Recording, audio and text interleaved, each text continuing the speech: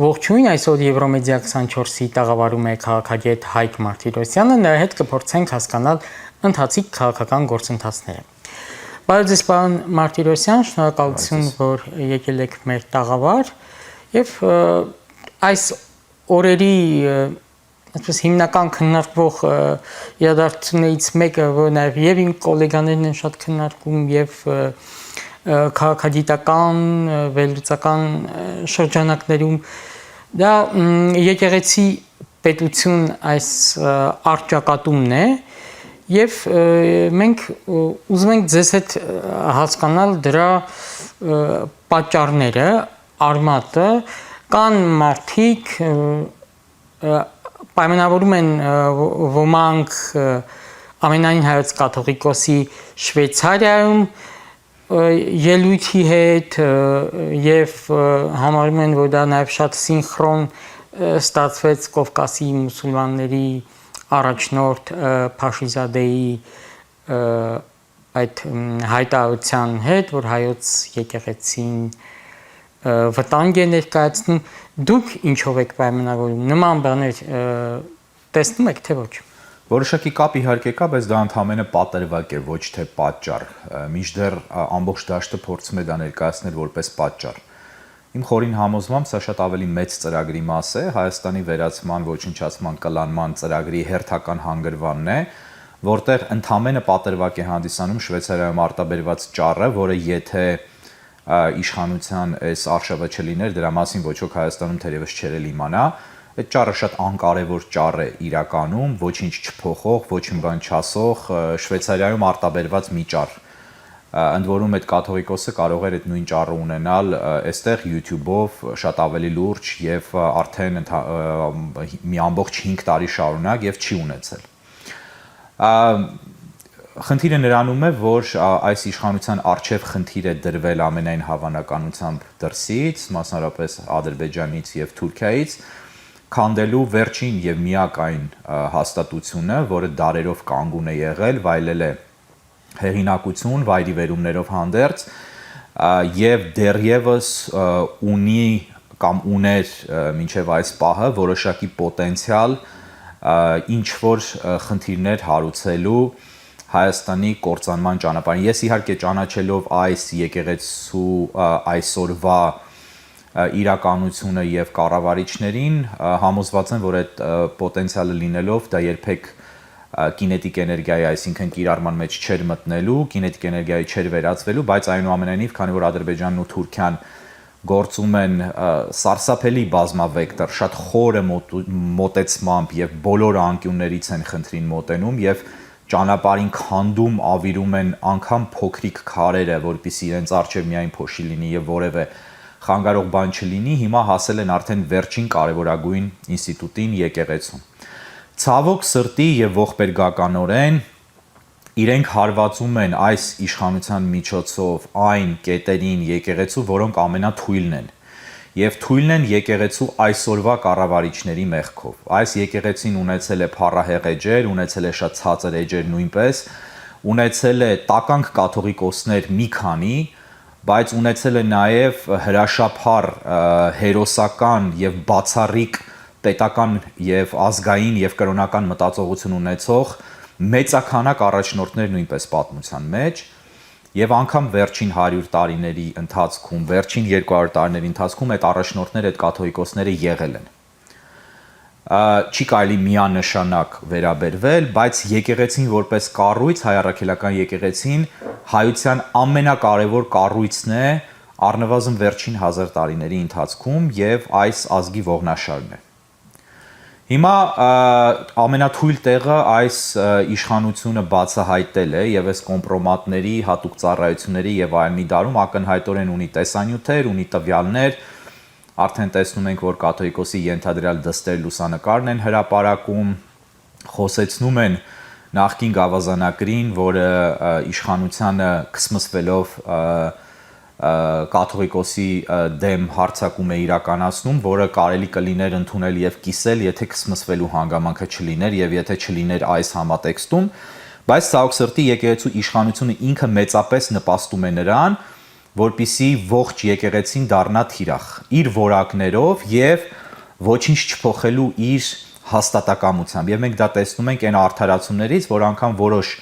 հեղինակավոր եւ իմ կողմից հարգված հոգեորականներ, այդ թվում եւ Միքայել Աջապահյանը փորձում են արդարացնել, սկսելով արդեն անցնել մի դաշտ, որտեղ իրենք պարտվում են եւ որտեղ իրենց փաստարկները շատ թույլ են։ Սա շատ տխուր պատկեր է։ Իմ կարծիքով որն է այստեղ ճիշտ ուղին, որով 100%-ով համոզված եմ չեն գնալու այս կղերական առաջնորդները, դա այն է, որ կաթողիկոսը աթոռակից կաթողիկոս ընտրի իրեն եւ հեռանա եւ այդ աթոռակից կաթողիկոսը լինի այն 2-3 միգուցե 4 շատ բարձրորակ եպիսկոպոս կամ արքեպիսկոպոսներից որևէ մեկը, որոնք կան եկեղեցում, բոլորը չի, որ այդպես խուժան գողական անմակարդակ գեղցի որակներ ունեն։ Այսինքն դուք ուրվագծած մոտավորապես ունեք անուններ Միքայել։ Ես իհարկե ունեմ իմ մտքում անուններ, բայց ես այդ անունները իհարկե չեմ հնչեցնի, որովհետև հենց հնչեցնեմ այդ մարդիկ կդառնան թիրախ եւ կստացվի, որ այդ մարդիկ իմ հետ ասոցիացիա ունեն, բայց այդ մարդիկ որևէ ասոցիացիա իմ հետ չունեն։ Ես ուղղակի այդ մարդկանց հետևել եմ, լսել եմ, ճանաչում եմ, ես չեմ ուզում, որ այդ մարդիկ թիրախ դառնան, մանավանդ այդ մարդիկ կարծում եմ, ելնելով մեր համընդհանուր առանձնահատկություններից եւ որակներից երբևէ չեն դառնա կաթողիկոս, որտեղ այդպիսի մարդիկ պետք չեն մեզ, այսինքն ինձ պետք են, բայց մեզ մեր հավաքականությանը պետք չեն եւ մերժված են միշտ այդպիսի բարձր որակներով մարդիկ։ Հիմա եւ կաթողիկոսը ինքը հեռանար հանուն նրա, որպեսզի փրկվեր եկեղեցին, որտեղ ակնհայտ է, որ իր դեմ կան կոմպրոմատներ։ Ակնհայտ է, որ առանձին եպիսկոպոսների եւ արքեպիսկոպոսների դեմ կան կոմպրոմատներ։ Լավ, ենթադրենք կան այդ կոմպրոմատները, եթե դրանք ջրի երես չելնեին կամ այդ չդառնային թիրախային, կարելի էր դրանց հետ մի կերպ ապրել, որտեղ այս դարում սրբակյաց եւ իրականում սուրբ մարդիկ շատ քիչ են եւ լավ չի, որ այդպես է, բայց հիմա կարելի էր մի կերպ համակերպվել դրա հետ հանուն այսպես կառույցի անսասանության։ Բայց հիմա երբ դա թիրախավորվում է եւ օգտագործվում է որպես գործիք եկեղեցին քանդելու, եկեղեցին պիտի արագ ինքը ինքնամաքրվի, մաքրի իրեն քաղցկեղային բջիջներից, որպեսզի դա չդառնա այսպես բռնելու կետ իշխանության եւ թշնամու համար քանդելու եկեղեցին եւ հետեւաբար քանդելու վերջին ազգային ինստիտուտը։ Բայց դա չի արվում եւ դա չի արվելու։ Փոխարենը մենք լսում ենք մեկից մյուսը հիմար պատասխաններ, հիմար արդարացումներ եւ այս գործընթացը ցավոք սրտի շարունակվելու է։ Սա հանգեցնելու է նրան, որ եկեղեցուն ներսում բարեփոխման չկամության, համառության եւ նաեւ անդիմության եւ անկամության արդյունքում եկեղեցին ծնկի է բերվելու եւ այդ պատասխանատվությունը լինելու է եկեղեցական առաջնորդների վզին։ Այստեղ իրենց պակաս նեգատիվ դերը չեն խաղում բոլոր նրանք, ովքեր կարծելով թե սատարում են եկեղեցուն, սատարում են այն իրավիճակը, որը ստեղծվել է եկեղեցու ներսում, փոխանակ թիրախավորելու եւ ճնշում բանեցնելու եկեղեցուն արագ վերացնելու այս խնդիրները, որpիսի ընդհանուր եկեղեցին չտուժի եւ դրանով օգտակար լինելու եկեղեցուն, բայց դա բարձր գիտակցությանը հատուկ երևույթ է, որը չկա այսօր մեր իրականությունում եւ չի կարող լինել։ Հետևաբար բռնած կաթողիկոսին են պաշտպանում, վերացական ինչ որ եկեղեցուն են պաշտպանում, միաժամանակ կողքից եկեղեցու հիմքերը թուլանում են։ Հիմա երբ մենք կտեսնենք արդեն հավանաբար ենթադրում եմ դատելով այս ամբողջ ընթացքից եւ երկրի ղեկավարի պոստերից, երբ կտեսնենք եւ ականատես կլինենք հրապարակվող կոմպրոմատների այս կամ այն տեսքով, արդեն իմ ասածները հերթական անգամ իրականություն կդառնան եւ կտեսնենք, որ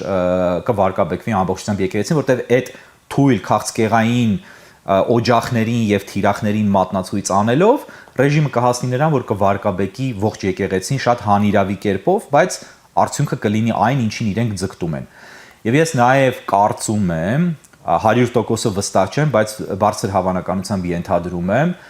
որ այս կաթողիկոսը այնուամենայնիվ հրաժարական կտա եւ դա տեղի կունենա ինչ որ ժամանակ անց, միգուցե եւ կարծում եմ, որ դա կլինի հաստատ Ռուսաստանի ճնշման ներքո, որովհետեւ կարծում եմ այս ռեժիմը կամ ունի կամ ձգտում է ստանալ Մոսկվայից թույլտվություն գահանկեցանելու այս կաթողիկոսին եւ իր մարդուն տեղադրելու նրա փոխարեն։ Ընդ որում առաջին անգամ է հայկական լրատվական դաշտում սա հնչում, կան լուրջ ենթադրություններ, այսպես ձևակերպեմ մի քիչ դիվանագիտորեն, որ այս ռեժիմի սրտի թեկնածուն arczepiskopos Սահակ Մաշալյանն է, որը Կոստանդնուպոլսի պատրիարքն է, Թուրքիայի քաղաքացի է եւ շատ շատերի կասկածով հանդիսանում է թուրքական գաղտնի ծառայությունների գործակալ։ եւ այսպես դժվար է պատկերացնել այսօր մի պատրիարք Կոստանդնուպոլսում, որը թուրքական իշխանության գործիքը եւ հլու հնազանդ կամակատարը չի լինի, եւ կարծում եմ այդ տեխնացության մասին խոսակցությունները կարող են դիտվել հիմնավոր, որովհետեւ կասկածները ավելի շուտ, որտեւ լայն խոսակցություններ չկան, դա դեռ դուրս չի եկել լայն շրջանակներ, առաջին անգամ ես եմ հնչեցնում։ Կարծում եմ դա կարող է դիտվել հիմնավոր, որովհետև Սաակ Մաշալյանը Թուրքիայի մարտն է ըստ էության լինելու եւ Հայաստանի թրքացման ճանապարհին սա ձեռնտու է թե Ռուսաստանին այս տեխնայությունը, թե այս ռեժիմին որպես հերթական քծնական քայլ դեպի թուրքերը եւ թե բնականաբար Անկարային, որը ամբողջությամբ իր վերահսկողության տակ կվերցնի այդ պատրիարքի Հայաստան գալով եւ հայ եկեղեցու էջմիածնական թևը իր թևի տակ վերցնելով ամբողջ եկեղեցին եւ քանդումը կլինի շատ հեշտ եւ արագ։ Մյուս տեխնացուն, այս մասին բարձրաձայնել եմ, ենթադրաբար Վազգեն եպիսկոպոս Միրզախայանն է, որը հրապարակավ օրհնեց Նիկոլ Փաշինյանին եւ նրա թիմին եւ ըստ էության ոմանց այսպես պատկերավոր բնորոշմամբ համբուրեց այս իշխանության ձեռքը լինելով Բալթյան երկրների առաջնորդ եւ ոմանք դա կապում են հենց այն հանգամանքի հետ, որ դա նաեւ իր տեխնացությունը առաջ տալու բան է։ Պիտի պատկերին նայենք մենք ընդհանուր համատեքստում, մենք չպիտի նայենք հատվածային, վայ այս պոստը եղավ, վայ սա ասեց, վայ նա ասեց, հատվածային հարցակում, սա հատվածային չի։ Սա կազմակերպված գործողություն է հայ առաքելական եկեղեցին ոչնչացնելու։ Եվ այս գործողությունը առայժմ ընթանում է ըստ պլանի։ Եվ սրան էլ անդրադառնամ, եթե թույլ կտակ, երեք եղավ եկեղեցական խորհրդի, Վարսագույն խորհրդի հայտարարությունը իրենց։ Այդ պատասխանը դուք ինչպես եք գնահատում, շատերը վերակում են, որ թույլ է շատ։ Այո, թույլը դա այսպես մեր մենթալիտետին համաձայն բնորոշում է, մի բառ է, այսպես թե թույլ էր բան, որտեվ չենք սիրում, չէ, իրեր իրենց անուններով կոչել, պիտի անպայման սվաղենք, լղոզենք արևելյան բանը փապկություններ, ստից մեղմություններ մտցնենք, դա ողորմելի պատասխան էր։ Ողորմելի, զզվելի իր ողորմելիությամբ, քստմնելի մի պատասխան էր եւ հաստատեց այն խոսակցությունները, որոնք կուլիսներում կան, որ այս կաթողիկոսը հանձնարարել է առանձին եպիսկոպոսների առանձնակի չանդրադառնալ դրան եւ չի փորձում է այնուամենայնիվ չգրգռել այս ռեժիմին, սпасելով թե իրեն Մոսկվայից ինչ են հրահանգելու։ Այդպիսի խոսակցություններ կան եւ սա արդեն գալիս է ըստ էության շատերի համար դա հաստատելու։ Ամոթ է, որ եկեղեցին լինելով այդպիսի հարվածների տակ այդպիսի պատասխան է տալիս, ամոթ է, որ առանձին եկեղեցականներ վեր են կենում եւ ասում են մենք հո չենք պատասխանելու, մենք եկեղեցական ենք, դա մեզ վայել չի, ոնց թե։ Սա քաղաքական պայքար է հանուն Հայաստանի ամենակարևոր քաղաքական կառույցի եւ սրանց գլուխը մցրել են տարիներ շարունակ, թե եկեղեցին քաղաքական կառույց չի, ինչ թե սահմանադրությունում գրել են, թե եկեղեցին եւ պետությունը առանձին են։ Հայոց եկեղեցին աշխարհի ամենաքաղաքական եկեղեցին է թերևս։ Կարելի է զուգահեռել Վատիկանին եւ տեղ-տեղ Վատիկանից ավելի, կաթոլիկ եկեղեցուց ավելի։ Եվ սա քաղաքական պայքար է, քաղաքական պոտենցիալ ունեցող եւ քաղաքական կարևորագույն դերակատարում խաղացած պատմության մեջ կառույցը հիմնահատակ ավիրելու, առանձին հոգեորականներին վարկաբեկելու միջոցով։ Եվ դրան պատասխանել թե մեր գործը, թե մեր անելիքը խոսքն է, մենք ինչ պիտի անենք, մենք եկեղեցի ենք, մենք կանք, մենք հա լինելու ենք, չէ, դուք չեք լինելու։ Եվ եկեղեցին ոչինչ է առանց ժողովրդի։ Եվ եթե եկեղեցին չի մտնում կատաղի պայքարի մեջ, եւ այսպեսի ողորմելի կրավորական դիրքորոշում է ընդունում, ուղղակի զզվելի է կարդալ այդ պատասխանը։ Զզվելի է դա բանը կարելի է բնորոշել մեկ շատ գեղեցիկ արտահայտությամբ։ Լերը երկնեց եւ մուկ ծնեց։ Մեզ եկեղեցին մուկ ծնեց այդ հայտարարությամբ, ամոթ է եւ կարծում եմ, որ ժամանակն է, որ եկեղեցու ներսում նորմալ մարդիկ, որոնք վստահաբար կան, մի քանի այսպես մի խումբ հոգեվորականներ, լինեն վարդապետներ, ծայրագույն վարդապետներ, աբեղաներ անգամ, թե եպիսկոպոսներ եւ արքեպիսկոպոսներ ներքին ապստամբություն բարձրացնեն եւ փորձեն եկեղեցին փրկել այն քաղցկեղից, որին թիրախավորելով դրսից փորձում են մերցնել ամբողջ մարմինը եւ եկեղեցին դարձնելով անխոցելի ներսից եկեղեցին կկարողանա դիմագրավել այս իշխանությանը, որտեվ եթե այստեղ էլ հանձնվեն, ամենտեղ հանձնվել են, չէ՞ որ այս եկեղեցին իդեմս իր ղեկավարության արդեն մեծագույն հանցանք է գործել, պատմական աննախադեպ հանցանք այս ժողովրդի, այս պետության հանդեպ, լռելով նոյեմբերի 9-ին։ նոյեմբերի 10-ին, լռելով, փաստացի լռելով։ Այդ ողորմելի հրաժարականի պահանջը, որը հետո մոռացավ անմիջապես եկեղեցական իշխանությունը, դա հաշիվ չի, դա ոչինչ էր։ Եվ այդ հանցանքից մաքրվելու հիմա առիթ է։ Բանը բանից անցել է։ Եվ եթե դա տեղի չի ունենալու, թող ոչ ոքի հետո չմեղադրեն, եւ Նիկոլ Փաշինյանը դրանում մեղավոր չի լինելու, որովհետեւ ինքը կոնկրետ առաքելություն ունի, եւ այդ առաքելությունը իրականացնում է, այդ առաքելությունը եկեղեցին ոչնչացնելն է, այդ առաքելությունը Հայաստանը Թուրքիայի մաս դարձնելն է եւ Ադրբեջանի։ Իմ համոզմամբ։ Հիմա այդ առաքելությանը ինչով են հակադրվում։ Ողորմելի խղճուկ հայտարարությամբ, ասելով թե մենք հո պայքարի մեջ չենք մտնելու քաղաքական, բա ինչ եք անել։ Դուք ով եք ընդհանրապես առանց ժողովրդի։ Ինչ է եկեղեցին առանց ժողովրդի, ոչինչ։ Եկեղեցին ինքը ժողովուրդն է։ Եվ այսօր եթե թիրախավորում է այդ վերջին միջնաբերդը, որն էսպես թե այնպես պատերը քանդված, ողորմելի վիճակում է եւ այլն, ու չկա շարժում դա պահելու, ներսից թեկուս, էլ ինչի մասն է խոսք, ուրեմն ամեն ինչ ավարտված է։ Իսկ ժողովուրդը եկեղեցու կողքին է այսօր իր մեծամասնությամբ թե ոչ, եւ ինչ տվեցին եկեղեցու հեղինակությանը, օրինակ Բագրատ Սրբազանի շարժումը, Միքայել Սրբազանի քաղաքական հայտարարությունները, ելույթները, դրանք ավելի շատ հարվածեցին, թե հակառակը։ Պիտի տարբերակենք երկու arczepiskopos-ներին այստեղ, եպիսկոպոսներին, Բագրատ Սրբազանին եւ Միքայել Աջապահյանին։ Դրանք իմ համար շատ տարբեր տեսակներ են։ Բագրատ Սրբազանը եկավ իբրև թե լավ առաքելությամբ, կիրանց եւ այլն, հետո երրորդ օրվանից սկսեց տանել դեպի կործանում, վարկաբեկում, բայց այսպես անգամ ես հույսեր էի կապում, որտեվ ասում էի լավ, դե չի կարող ամեն ինչ, ամենտեղ անընդհատ միայն վատ լինել եւ անբարո լինել։ Բայց հետո շատ ակնհայտորեն դա կամ հենց սկզբից կամ ընթացքում վերցվեց Մոսկվայի վերահսկողության տակ եւ այս կաթողիկոսի իմ խորին համոզմամբ եւ ոչ միայն իմ, այս կաթողիկոսի ուղղորդմամբ եւ պարտադրանքով տարվեց դեպի զրոյի, որովհետեւ Մոսկվային ձեռնտու չէ Փաշինյանի հեռանալը կամ ձեռնտու չէր հատկապես այդ շրջանում եւ հետեւաբար Մոսկվան, որի ուղակի վերահսկողության եւ հրամանատարության տակ է գտնվում այս կաթողիկոսը իր թիմով, եւ դա գաղտնիք չի շատ-շատերի համար, հրահանգեց, որպեսզի չխանգարեն Նիկոլ Փաշինյանին եւ լուրջ սպառնալիք չստեղծեն։ Եւ Բագրատ Սրբազանը բարեհաջող կերպով ոչնչացրեց այս շարժումը իր բարոյախրատա, կենսափիլիսոփայական, հոգեվորա, չգիտեմ, բիսեդկայական ճառերով։ Ինչ արդյունք դա ունեցավ եկեղեցու վրա, պատասխանելու ձեր հարցին կործանարար։ Դա հույս տվեց, որ կարող է հենց այս կառույցը իր պոտենցիալով իդեմս մի եպիսկոպոսի կարևոր թեմի, որտեղ տեղի ունենում հողային զիջում Հայաստանի տարածքի, ոտքի հանել ժողովրդին եւ այդ հույսը ոչնչացվեց։ Իսկ ինչպես գիտենք, այդ ժողովուրդը ապրում է հույսերով եւ հիասթափություններով, ուրիշ բանով չի ապրում։ Այսինքն եւ իր համար միակ բացատրությունը եւ արդարացումը եւ ինքն իրեն հանգստացնելու մեթոդը այն է, որ ինքը հիասթափվել է։ Դա ասում է, ես հիասթափվել եմ, կամ ասում են, դե ժողովուրդը հիասթափվել ու վերջ, դա արդարացնում է ամեն ինչ իրենց համար։ Հետեւաբար դա ահավոր սարսափելի նեգատիվ դեր խաղաց։ Երկրորդը Միքայել Աջապահյանի հանգամանքը, ես լսում եմ իր բոլոր ելույթները, ես իրեն համարում եմ բավական խելացի մարդ։ Ես իր հայացքների մի մասը 100%-ով կիսում եմ, հայացքների մի մասը 100%-ով չեմ կիսում։ Եվ ցավոք սրտի Միքայել Աջապահյանը լինելով շատ խելացի մարդ, մտածող մարդ եւ բավական լավ խոսող մարդ, համոզիչ խոսող մարդ,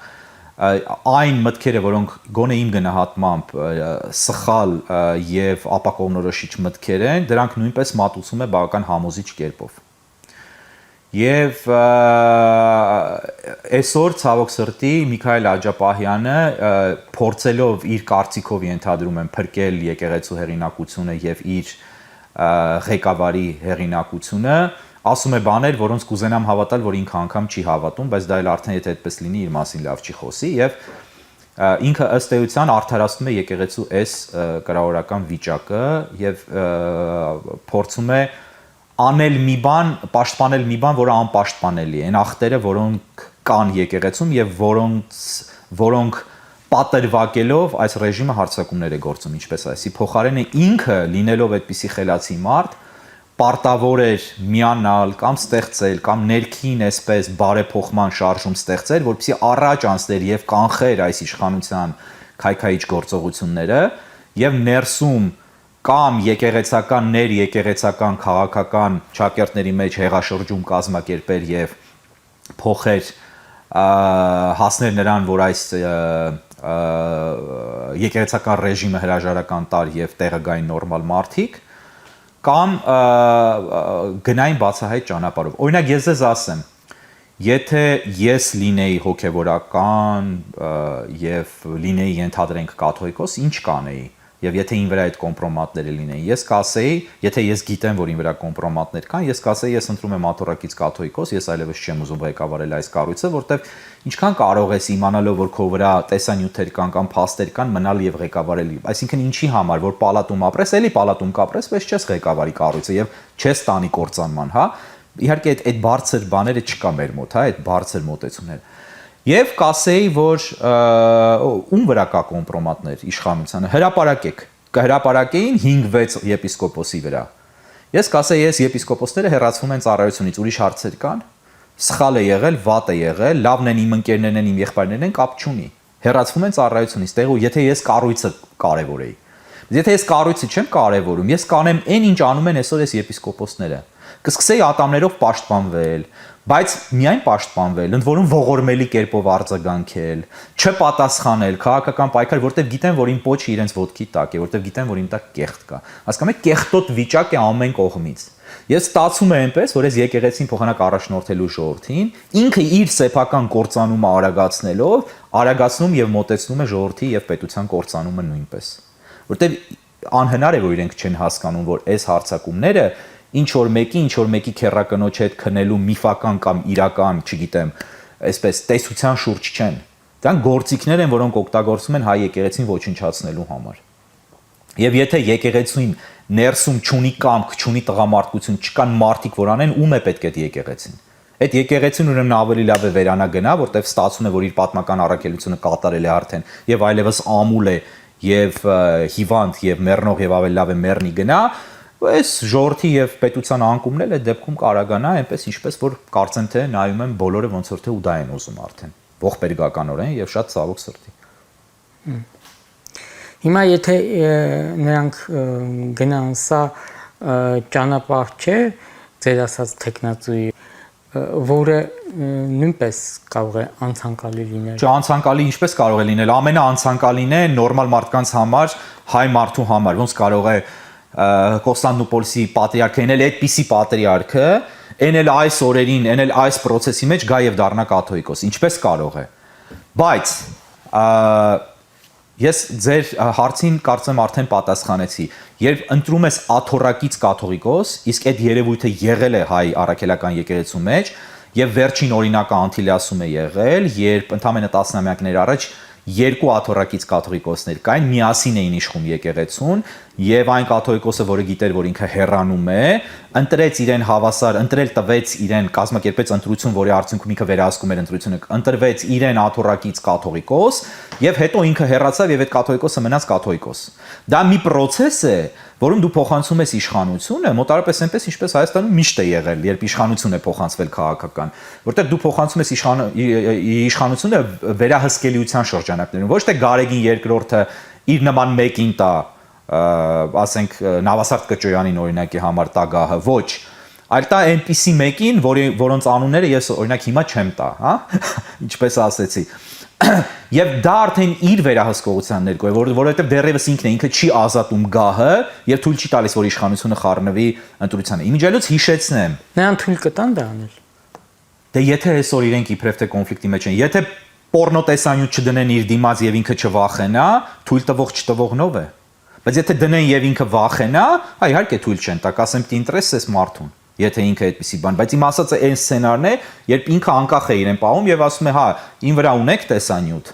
կամ ին վրա ունեք իմ զավակների բաները, ԴՆԹ-ները իմ հետ համեմատած, հա, ինձանից մորուքիցս մազ է գողացել, համեմատել եք լաբորատորիան, չգիտեմ, որևէ արևմտյան տվել է եզրակացություն, որ իմ երեխաներն են, հարց չկա, լավ։ Ես հեռանում եմ, օքեյ։ կամ ասի չեմ վախենում, հրապարակեք, կամ ասի լավ մի հրապարակեք, ես հեռանում եմ, բայց ես պիտի իմ տեղը ընտրեմ։ Չէ, հրապարակում եք, ջանդամ, հրապարակեք, ես թող զոհ գնամ, թող վարկաբեկվեմ, բայց գոնե պատմության մեջ կմնա մարդ, որը այսպես անձնական տղամարդկային թուլություններ է ունեցել եւ կուսակրոնության բանը խախտել է, չգիտեմ, անզգուշությամբ նկարահանվել է դոկումենտալ պորնոֆիլմում, բայց եթե այդպիսի բան կա իհարկե, սեքս ֆիլմում, բայց ես փրկում եմ եկեղեցին եւ փրկում եմ ժողովրդին։ Եվ կմնա միևնույն է հերոս, որտեվ հիմա լավ հասկացանք, հիմա եկեղեցական բան է խախտել, լավ չի, բայց այս օրերին, այս ժամանակներում դա այսպես մահացու մի սարսափելի մեղք դիտարկելը այդքան էլ ծայրահեղություն կլինի, հա։ Բայց գոնե կմնա որպես ինստիտուցիոնալ մտածող մարդ, բայց այդպիսի մարդ չի, ինքը անկարող է դա անել։ Հետևաբար ինքը այսպես քարշ է տալիս եւ քարշ է գալիս եւ տանում է եկեղեցին կործանման, որովհետեւ ոչ իր վրա կոմպրոմատները լրիվ դուրս գան, բայց այս իշխանությունը որ ուզեցավ իրեն հանի դնելու իր արժև իրեն հանելու իրեն Մոսկվայից են զանգելու, էս են անելու են իր եղբոր փոչնել Մոսկվայի տակ է, այսինքն ինքը այնտեղ է սա է մեխանիզմը աթոռակից կաթողիկոս ընտրելուն է թույլ կտան թույլ չեն տա դա հայոց հավերժական հարցն է բայց մեզ թույլ կտան որ մենք լավ ղեկավար ունենանք բայց մեզ թույլ կտան որ մենք գնանք արևմուտք չէ ոչ ոք ոչ մեկի իր ստրուկներից ոչինչ անել թույլ չի տալիս բայց ստրուկները ապստամբելու հատկություն ունեն եթե իհարկե նրանք չեն մտածում այնպես ինչպես գիտեք ովքեր այսինքն Պիտի միշտ է թույլ տալ չտալու պարադիգմից դուրս գա մարդ։ Եթե դուրս չի գալիս ոչ միայն մարդ, այլև հասարակությունը եւ ժողովուրդը, այդ դեպքում կործանումն անխուսափելի է։ Ջանդամ թե թույլ չեն տա, այսպես ասեմ, ձեզ բա տղամարդկությունը, բա կամայնությունը, բա խելքը, բա պետական մտածողությունը որտեղ են։ Եվ կրկնեմ, հայ առաքելական եկեղեցին կատարել է պետության դեր պատմության մեջ բոլոր անխտիր բոլոր այն շրջաներում, երբ չի եղել պետություն։ Եղել է իշխանություն հաճախ իշխանությանը զուգահեռ, հաճախ մրցել է իշխանության հետ եւ հաճախ փոխարինել է իշխանությանը, բայց հաճախ եղել է նաեւ իշխանության կողքին եւ եղել է իշխանության մաս։ Հայ եկեղեցու տրադիցիան դա գերքաղաքական տրադիցիա է։ Հայ եպիսկոպոսները, հայ կաթողիկոսները, պատրիարքական աթոռների ղեկավարները աշխարհի ամենաքաղաքական առաջնորդներն են եղել պատմության մեջ։ Եվ վերջին շրջանում անգամ հունական եկեղեցում մենք տեսանք, որ Կիպրոսի նախագահ ընտրվեց Կիպրոսի arczepiskopos-ը, նախքան Կիպրոսի բաժանումը 70-ականներին, Մակարիոսը։ Վրաստանում վրաց կաթողիկոսը լուրջ քաղաքական ազդեցություն ունի, եւ ի տարբերություն հայ եկեղեցու եւ հայ հոգեվորականների, շատ իրենց հետաքրքրող իրենց համար կարևոր խնդիրներում վրաց եկեղեցին շատ արժանապատիվ եւ շատ լուրջ դիրքորոշումներ է ձևակերպում։ Ես չեմ մտնում ներվրացական քաղաքական թեմաների մեջ։ Ես ասում եմ իրենց վարքագիծը, իրենց դիրքորոշումը, իրենց կեցվածքը։ Այսինքն նայում ես այստեղ թե ինչպես է իրեն պահում այս կոնֆլիկտում, որը իր կոնֆլիկտը չի, որը ժողովրդի պետության ազգի կոնֆլիկտն է, այս եկեղեցին եւ ամաչում ես անգամ նրանց համար, ովքեր իբրև թե ինչպես այսի փորձելով պաշտպանել եկեղեցուն, իրականում թույլ են տալիս, որպեսզի այդ քասկեղային օջախները մնան եւ թշնամական ուժերը հարվածելով դրանց ծնկի բերեն ողջ եկեղեցին։ Եվ անդրադառնանք այլ թեմայի, պատվավոր հիպատոսարան բացվեց Գորիսում, դա ինչ կարող է տալ մեզ եւ ընդհանրապես հայ-ֆրանսիական ռազմական համագործակցությունն ինչպես է գնահատում Ֆրանսիայի արտաքին գործերի նախարարի այցը եղավ եւ հանդիպումը կխնդրեի այս մասով եւս գնահատական տակ։ Ես իմ YouTube-յան ալիքում արդեն արտահայտվել եմ այս մասին, փորձեմ կրկնել եւ առավել զարգացնել թեման։ Նախ Ֆրանսիայի արտգործնախարարը թողարկեց ֆրանսերենով մի տեսանյութ, որը հաճախ չի արվում, շատ եզակի դեպքերում է արվում, բայց թողարկեց տեսանյութ, որում հստակ մեսիջ էր ուղղորդում եւ ֆրանսերենով ասվում էր, ըստ էության դա ֆրանսիական հասարակությաններ ուղղված, որտեղ թարգմանված չէր հայերենով, որ Հայաստանը Ֆրանսիայի համար կարևորագույն երկիր է եւ նրա անվտանգությունն ու տարածքային ամբողջականությունը կարևորագույն գործոն են Ֆրանսիայի անվտանգության համար եւ Ֆրանսիայի շահերի համար։ Անվտանգության համար չասվեց, բայց ենթադրում էր, բայց շահերի համար ասվեց։ Միաժամանակ ակնհայտ է, որ եթե վերցնենք լրիվ սպիտակ էջի ֆոնին նայենք, Ֆրանսիային բացարձակապես պետք չի ունենալ Սյունիքում հյուպատոսություն, պատվո հյուպատոսություն։ Իրենց ինչին է պետք Ֆրանսիային։ Կարող է գիտեք, ասենք, չգիտեմ, Ինդոնեզիայի ինչ որ նահանգում պատվո-հյուպատոսություն ունենալու կարիք ունի Ֆրանսիան, չէ, Ֆրանսիան դա չունի, մանավանդ այսպիսի փոքրիկ երկրում ինչպես Հայաստանն է։ Բայց Ֆրանսիային իրականում դա շատ անհրաժեշտ է եւ շատ անհրաժեշտ է Հայաստանին ունենալու համար ոտնատեղ ներկայություն Սյունիքում մի Հայաստանի մարզում եւ հատվածում, որը առաջնային թիրախ է ադրբեջանական կլանման համար։ Դրանով Ֆրանսիան հստակ քաղաքական մեսիջ է փոխանցում եւ արտահայտում, որ իր համար Սյունիքը առաջնային կարեւորություն ունի, որովհետեւ Սյունիքի անկումը նշանակում է Երևանի անկում, Երևանի անկումը նշանակում է Հայաստանի վերացում։ Եվ Ֆրանսիան սրանով փորձում է իր զինանոցի հերթական կարևորագույն քայլը կատարել անվտանգ պայելու Հայաստանի եւ սա շատ գովելի եւ անչափ կարևոր խորհրդանշական քայլ է։ Ընդհանրապես այս համատեքստում, երբ Միացյալ Նահանգները ընտրել են այլ քաղաքականություն, առայժմ առաջիկա 3-4 տարիների համար, Հայաստանին մնում է բացի նրանից, որ պարտավոր էր Հայաստանը ցավոք սրտի չի անում, բայց պարտավոր էր Հայաստանը շարունակել, ոչ թե շարունակել, այլ նախաձեռնել իրական մերձեցում Միացյալ Նահանգների հետ, Հայաստանը պարտավոր է նաև իրական մերձեցում նախաձեռնել Ֆրանսիայի հետ։ Եվ այդ դեպի Ֆրանսիան ուղղվելիք ջանքերը, եթե դրանք լինեին, դրանք չկան եւ չեն լինելու Հայաստանի իշխանությունների կողմից, ցավոք սրտի, բայց եթե դրանք լինեին, դրանք պիտի տասնապատիկ ավելի արագ եւ ուժեղ կատարվեին։ Օրինակ, եթե ես լինեի Հայաստանի ղեկավար եւ բնականաբար չլինեի դավաճան, ես Ֆրանսիայի հետ շատ արագ բացառիկ պայմանավորվածություն ձեռք կբերեի ֆրանսիական ռազմաբազաներ տեղադրելու Հայաստանում, հատկապես Սյունիքի մարզում, հատկապես սահմանի երկայնքով։ Ֆրանսիական զորքեր,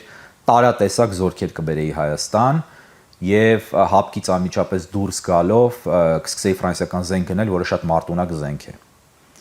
Բայց դա չի արվում եւ չի արվելու, որովհետեւ այս ռեժիմը չունի նպատակ Հայաստանը պահելու, իմ խորին համոզմամբ ունի ճիշտ հակառակ նպատակներ եւ իղձեր եւ ծրագրեր։ Այնպես որ ցավոք սրտի ինչպես բազմաթիվ քայլեր փրկելու Հայաստանը դրսից եկող սեփական շահերից ելնելով, բայց այնուամենայնիվ հոգուտ նաև հայկական շահերի, ֆրանսիական այս քայլերը իմ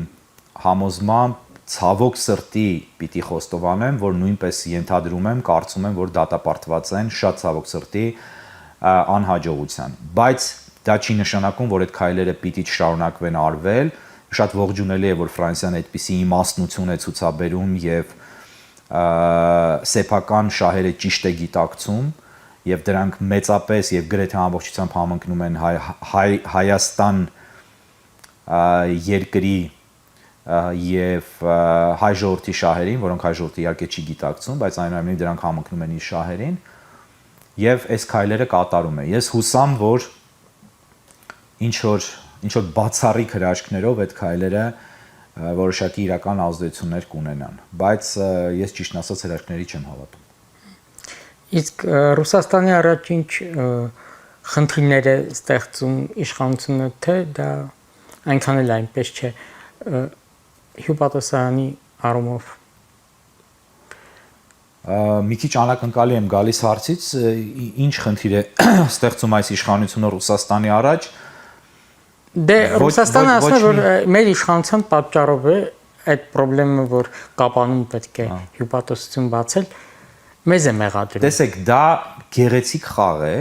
մի քիչ մանկապարտեզային մակարդակի, բայց ես եւ դուք ենք հասկանում, որ դա մանկապարտեզային մակարդակի խաղ է, իրականում դա խաղ է։ Հայաստանը նախ Հայաստան չէր կարող Ֆրանսիային ասել չէ մի բացեք Սյունիքում, որտեղ այդ հյուպատոսությունը Հայաստանի իշխանությունը չի գնացել ասել խնդրում եմ եկեք բացեք։ Դա Ֆրանսիան է ասել ես բացելու եմ հյուպատոսություն, Հայաստանը նույնը եւ Ռուսաստանը ասել է լավ, այո, բայց Հայաստանը օրինակ ես համոզված եմ, որ Հայաստանի ռեժիմը սրտանց չի ուզեցել որ բացվի, որպեսզի ռուսների հետ այդ խաղը չշարունակվի, բայց այդ խաղը միևնույն իրենք ունեն պայմանավորվածություն։ Ռուսաստանն շատ ձեռնտու է Հայաստանին մեղադրել պրոարևմտյան քայլերի մեջ։ Ընդ որում Ռուսաստանը ասել է, որ հա թույլ տվեք, որ ֆրանսիացիները բացեն, որ ես ձեզ մեղադրեմ, որ հետագայում իմ հետագա դաշնակցային քայլերը Թուրքիա եւ Ադրբեջանի հետ ընդդեմ ձեզ ես կարողանամ բացատրել ձեզ ինձ դավաճանելով, ձեր ինձ դավաճանելով։ Այն ինչ որ եղավ Արցախում, այն ինչը մշտական այդ մանկապարտեզային սցենարն է։ Հետևաբար սա բոլորին ձեռնտու քայլ է։ Ֆրանսիային, որտեղ իրապես ցանկանում է քայլ կատարել եւ Մեսսի չղել, Հայաստանին, որովհետեւ ինքը պաշտոնական Երևանը հանդիսանում է Բաքու Անկարա քաղաքական գծի իմ համոզմամբ առանցքի մաս, Ռուսաստանին, որովհետեւ ինքը ըստ էության մաքրվում է դավաճան ճակերտների մեջ դաշնակից, իսկ իրականում կեղծ դաշնակից լինելու պարտավորությունից եւ իր խնդիրն է լուծում։ Սա բոլորին ձեռնտու քայլ է, այնպես որ ամեն ինչ գնում է սցենարով, այնպես ինչպես գծվել է Բաքվում։ Բոլորը գոհ են եւ երջանիկ։ Այո, եւ ինչպես նկատում եք, հայ ժողովուրդը ամենագոհը եւ ամենաերջանիկն է, դա էլ ասենք, որպեսզի արձանագրվի։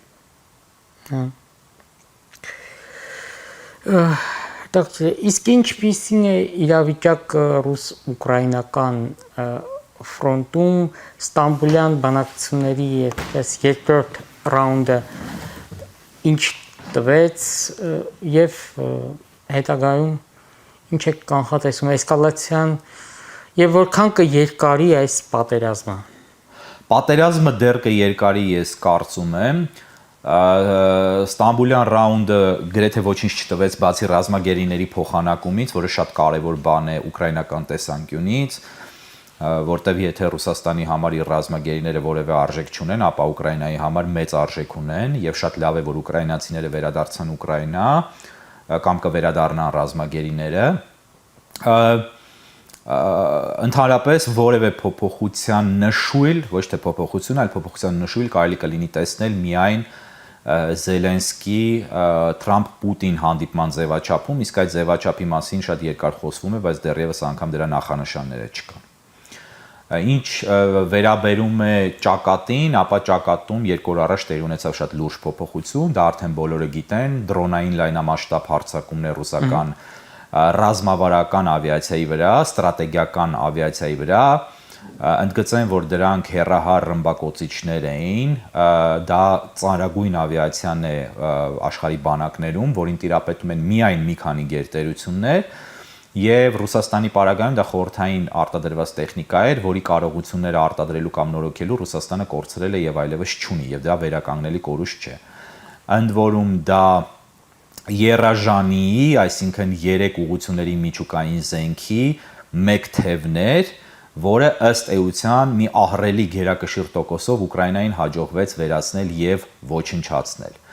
Ոչնչացվեց ըստ էության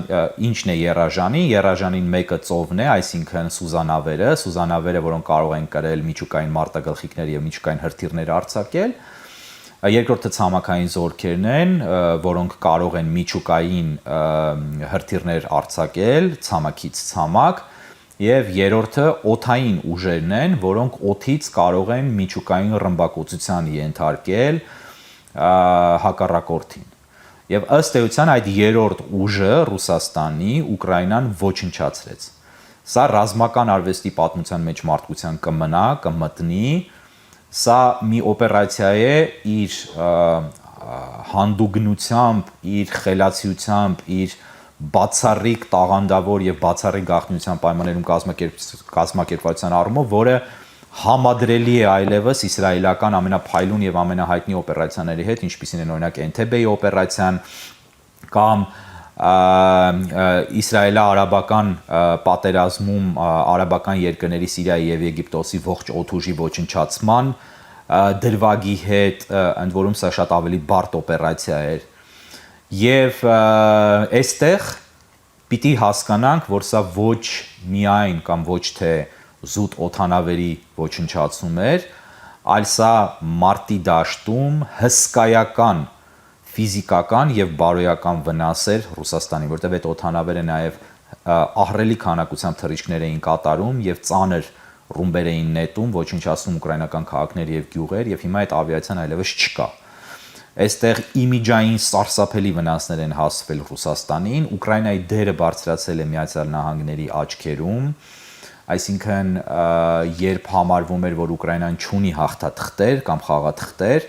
սա այն հաղթաթղթերից եւ խաղաթղթերից մեկն է, որ ուկրաինական ղեկավարությունը ցույց տվեց։ Ընդ որում ես ուզում եմ ընդգծել մի բան, որի մասին ընդհանրապես չի խոսվում, ընդհանրապես այդ մասին խոսք չկա հատկապես հայկական մամուլում, այս օպերացիան գաղտնի է պահվել Միացյալ Նահանգներից։ եւ ուկրաինացիները անգամ նախորոք տեղյակ չեն պահել Սպիտակ տանը, ինչը արվել է նախկին վարչակազմերի օրոք եւ կատարել են լիովին ինքնուրույն, ողջ օպերացիան գործողությունը կատարել են լիովին ինքնուրույն։ Իհարկե ենթադրաբար հիմնվելով որոշակի ամերիկյան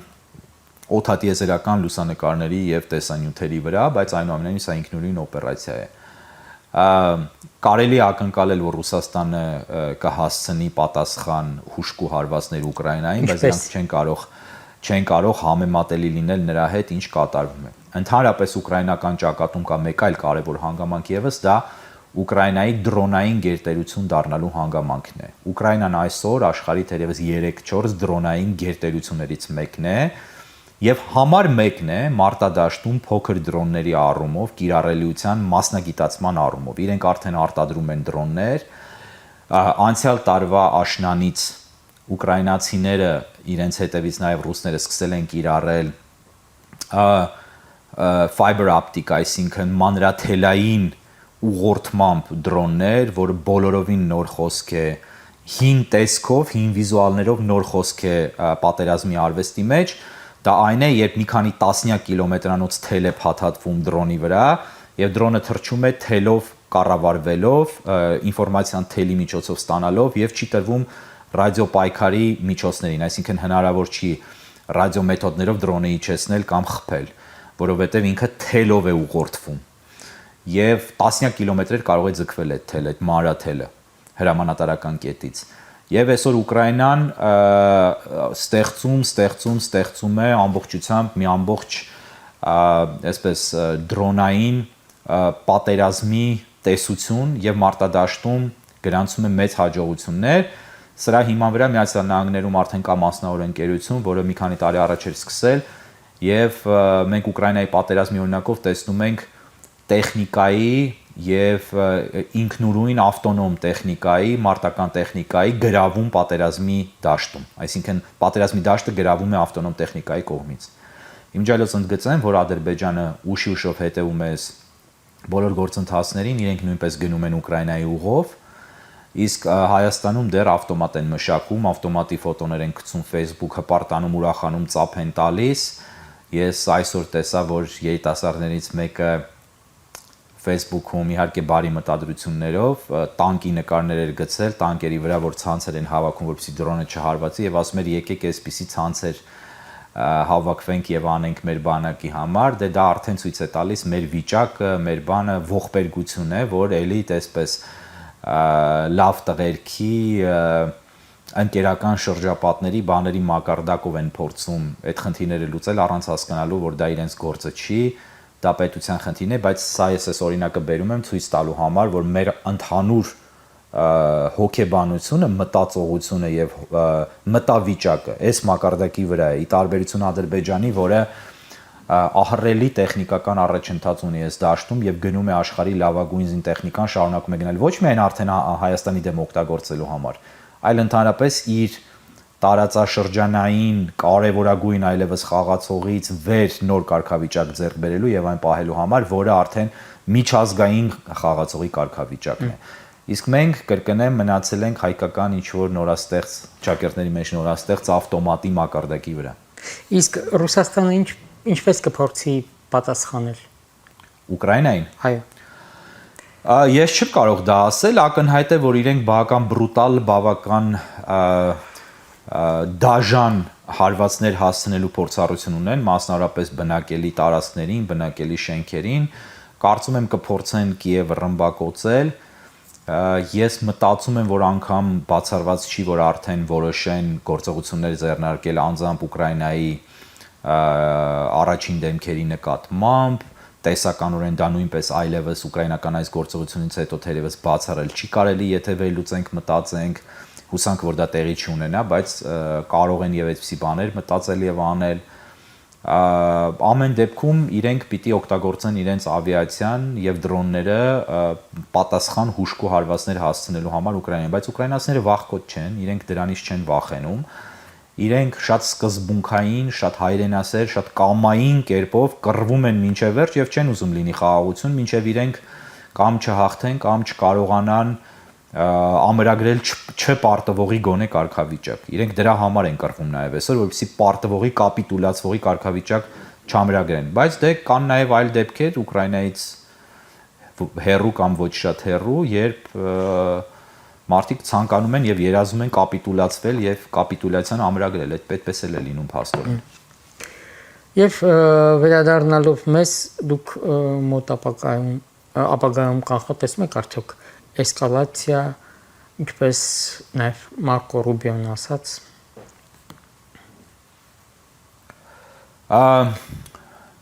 Տեսեք, Թրամփի իշխանությունը մի քանի հստակ սկզբունքներ ունի։ Թույլ չտալ էսկալացիաներ աշխարհի տարբեր մասերում, եթե դա Միացյալ Նահանգների շահերից չի բխում։ Եվ ընդհանրապես ադմինիստրացիայի վարչակազմի մոտեցումն է թույլ չտալ։ Հայաստանի կործանումը Միացյալ Նահանգների շահերից չի բխում։ Բայց դա առանձնակի այս վարչակազմին չի ուզում ոչ թե նրա համար, որ անտարբեր են Հայաստանի նկատմամբ, այլ որովհետև ընդհանուր արտաքին քաղաքականության մոտեցումն է բոլորովին ուրիշ, փիլիսոփայությունն է բոլորովին ուրիշ եւ Հայաստանը այդտեղ այդ մեծ պատկերի մեջ չի կարող բացառություն լինել։ Այս առումով ես հավատացած եմ, որ Ալիևը չի գնում այդ էսկալացիային առայժմ, որովհետև կամ դեռևս ինքը լիովին ֆիզիկապես պատրաստ չի եւ ցանկանում է 100% վստահ լինել, որ ամեն ինչ միանգամից կլուծի մեկ,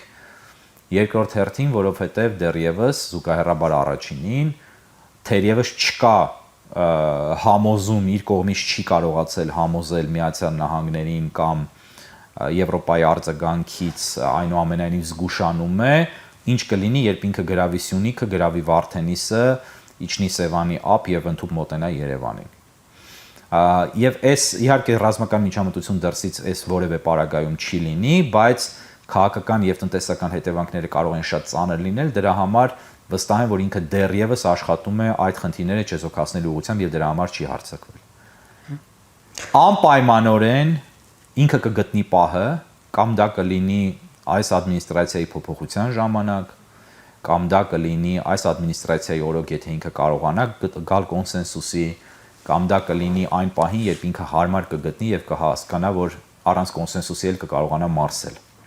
Եվ դա պիտի արվի Թուրքիայի մասնակցությամբ։ Եվ այդ պահին դա կարվի։ Քանի դեռ մենք այն ենք, ինչ ենք, քանի դեռ մենք այսպիսին ենք, քանի դեռ մենք ոչինչ չենք փոխում այս ընթացքի մեջ, մենք ինքներս թողում են, չեն թողնում, ես դրան արդեն անդրադարձա, քանի դեռ մենք չենք անում, այդ վտանգը կա եւ այդ վտանգը իրականանալու է։ Դա տեսական վտանգ չի, դա շատ իրական սպառնալիք է, որը իրականանալու է։ Հարձակումը լինելու է։ Հայաստանը կործանվելու է, քանի դեռ մենք այսպիսին ենք։ Եթե մենք ինչ որ մի պահի կորոշենք չլինել այսպիսին, դա տեղի չի ունենա, որովհետև կան բոլոր շանսերը դա կասեցնելու։ Բայց քանի որ մենք ընտրում ենք բոլոր շանսերը կործանելու ճանապարհը եւ բոլոր շանսերն անտեսելու ճանապարհը, իմ անձնական համոզմամբ դա ողբերգականորեն եւ ցավալիորեն տեղի է ունենալու։ Սա է խնդիրը։ Եվ մենք դրան ամենևին պատրաստ չենք, մենք տեսնում ենք անգամ հենց նույն այս եկեղեցու պայքարից, որ ըստ էության եկեղեցու պայքար չէ, սա Հայաստանի պայքարն է։ Լավ, շնորհակալություն հետաքրքիր զրույցի եւ վերլուծությունների համար։ Ես հիշեցնեմ, որ այսօր Եվրամեդիա 24-ի տաղավարում հյուրընկալվել էր քաղաքագետ Հայկ Մարտիրոսյանը։ Կհանդիպենք ցտեսություն։